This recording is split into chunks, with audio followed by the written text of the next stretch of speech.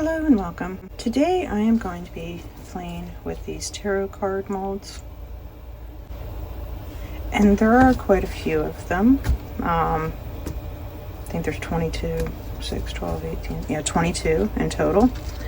And just to start, what I'm going to do is I've mixed up about 7 ounces of clear resin, and I'm going to do a clear base coat. So I'm just going to do enough to cover the detail work, so like a first very thin layer, so that way when I do my next step of whatever design I choose, I don't have to worry about if I'm putting mica on here, if it's gonna mess up, or that there will be bubbles I can't see.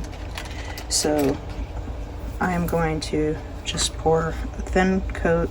I'm going to use this paintbrush here to brush into the detail to offset some of the bubbles, and then I will spritz it with some isopropyl alcohol to get rid of any bubbles. I'm going to do that, and then I'll let it cure before I go to the next step. So I'll get started on this, and once I finish with this, I'll be back to do the next step.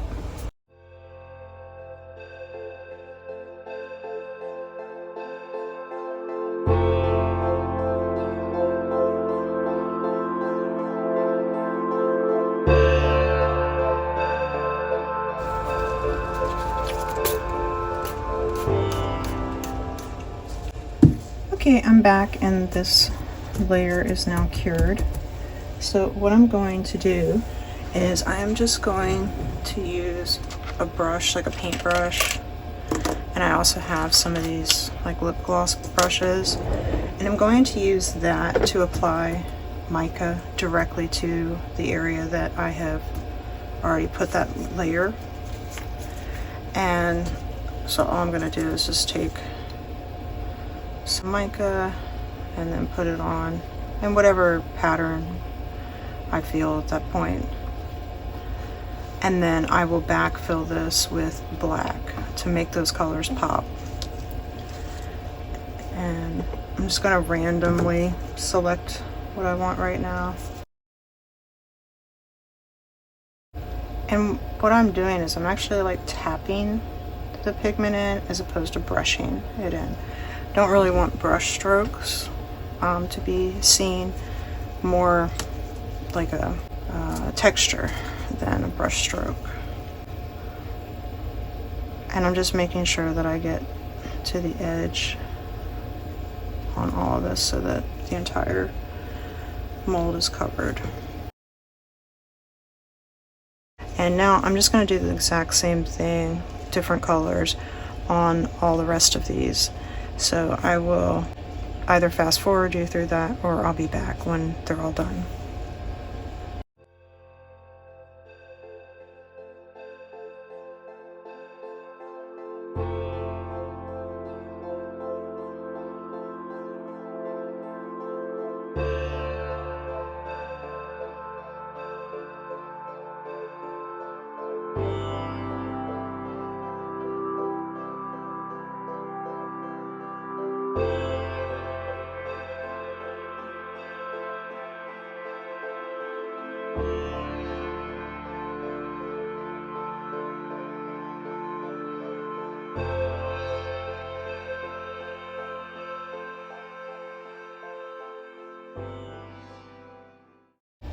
Okay, I finished putting the mica on the cards, and I mixed up about 7 ounces of resin, and I'm going to add this black Marbler's pigment to my resin.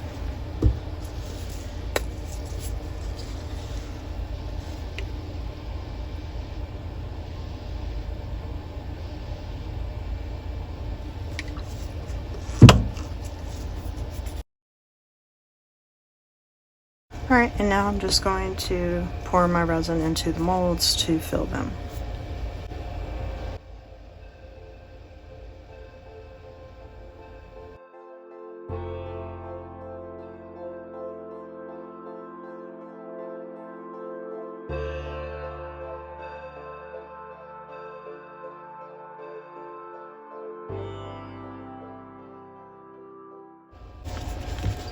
I'm going to spritz them with some isopropyl.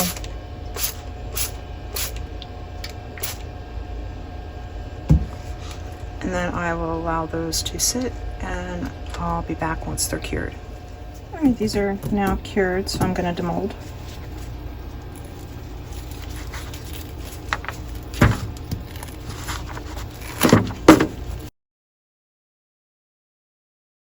All right, let's have a look.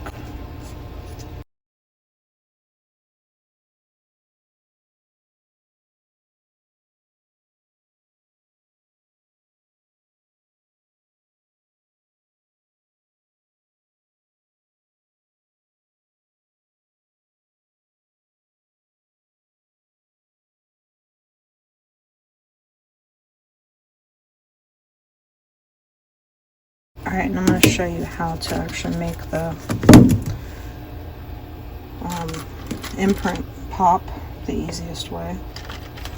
I'm going to use, well, I've got a bunch of different ones, but for this one in particular, I'm going to use this sugar metallic, and this is just stellar silver.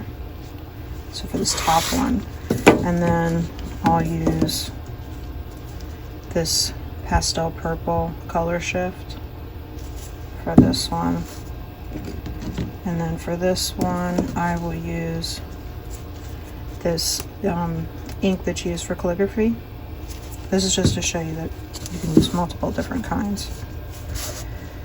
And then on this one here I will use a brushed metal, and I also have an enamel one, so on this one I'll use this enamel paint, and that'll give you an idea. So for me, I find the easiest way to do it is just to dump some directly on top, and it does take a bit. You do need quite a bit to actually be able to work it into each of those grooves. And then you just use your paintbrush, and you want to brush it where you actually see it go into the grooves. So that might mean having to go up and down and then right to left several times to get it actually worked into each of those little grooves. And on these you need to go all the way around because there's detail on the entire front of these cards.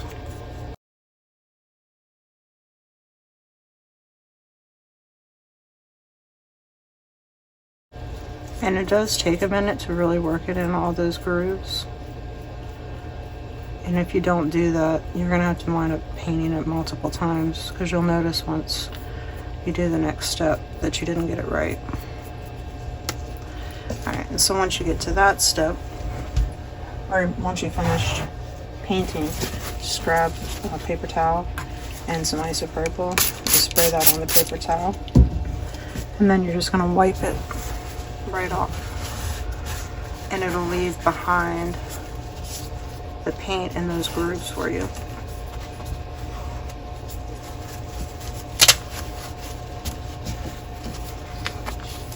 Make sure you go around the sides too. Just clean it all off. And see what a huge difference that is now, because you can actually see the imprint, as opposed to this is a similar color where you can't see that until I put the paint. Alright, and so you do the exact same thing for each of them. It's going to take a little while to get them all done, but I'll show you. This is the calligraphy ink.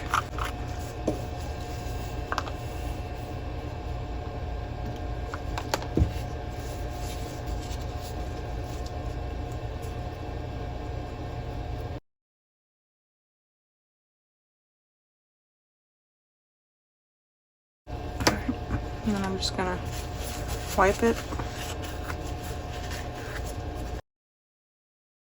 Make sure you spray your paper towel, not the card. Otherwise it'll get into those grooves and you'll have paint running everywhere. And the calligraphy ink does go in a little faster because it's a thinner consistency, but you would want to go back over that with like a spray varnish or something to seal it in, because I'm not sure how well it will, like the longevity of it on resin, since it's for paper, but it makes it a very nice design. And this one, I could have probably went with a different color just to have more of a contrast. But if I ever want to change it, I'll just show you. So just spray it, which is what I was telling you before not to do, because see how the ink comes up? But you could then just wipe away the ink and go in with a different color. Just give it a minute or two to dry before you come back in with your next color. Let that isopropyl alcohol burn off, because if you don't, it's not going to actually adhere. It'll just lay on top of the alcohol. So that gives you options too if you do it and you say, oh, I don't like it. So I'll set that off to the side to work on later. Alright, now I'll show you the sugar metallic. So the sugar metallic has a little bit of a, I don't know what's in it, some type of grit, so some texture to it, but it still works really well to get down in the grooves of these.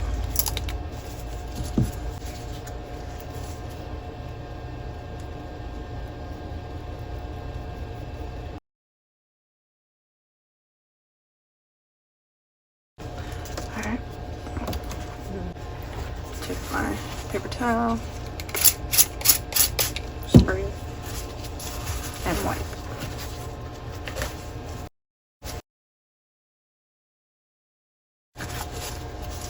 And there you have that one. And you want to make sure you move it around in the light so you can see if you missed any spots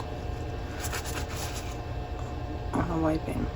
Next paint I'll show you, I have this color shift paint. So I'm going to use that over here.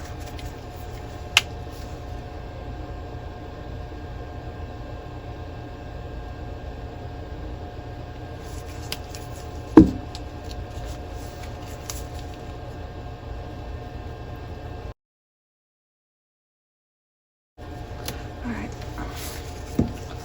And again, I'm going to spray and wipe.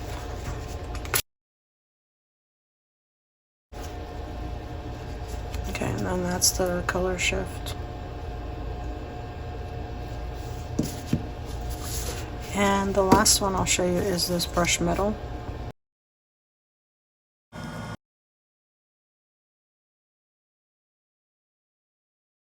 Now for me, these two seem to be the more difficult ones to get into the crevices and grooves. Not entirely sure why. I mean, it works, it just definitely took a lot more effort than the other ones. I'm gonna wipe. Okay, that one is not done. So those are just some examples of how you could paint. Again, personal preference as to what you actually decide upon.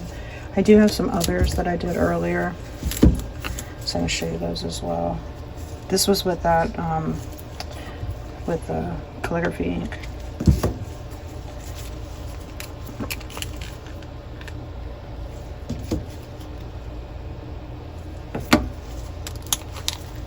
And this is, actually, this is the champagne paint. I don't know what brand it is. And then this is this green color shift.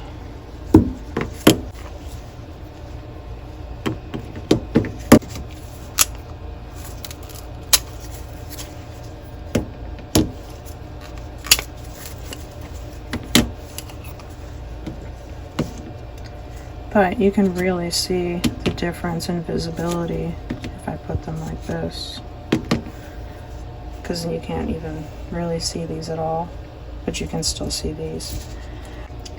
Alright, so I'm going to finish painting up these last few, and then I am finished. I hope you enjoyed the video. Please don't forget to like, subscribe, share, and press the bell to be alerted to future videos.